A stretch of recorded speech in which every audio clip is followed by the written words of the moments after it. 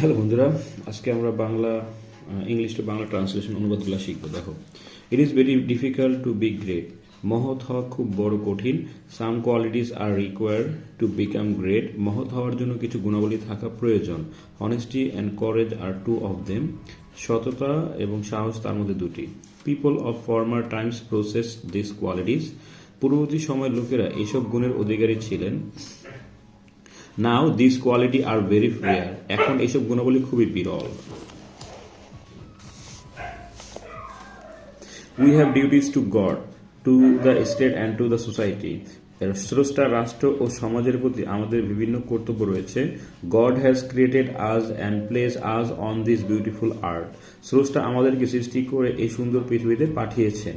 We are independent to our society for the service in renders to us. সমাজ আমাদেরকে যে সেবা দিচ্ছে তার জন্য আমরা তার কাছে ঋণী। Our society is like a machine of which we are the part. আমাদের সমাজ একটি যন্ত্রের মতো যার অংশ আমরা। We have each to play our own part, this otherwise the society will not prosper. আমাদের প্রত্যেককে নিজ নিজ ভূমিকা পালন করতে হবে, অন্যথায় সমাজের উন্নতি হবে না। Man is the architect of his own life. মানুষ তার নিজ জীবনের স্থপতি। If he makes proper division of time and does his duty accordingly, he is sure to prosper in life.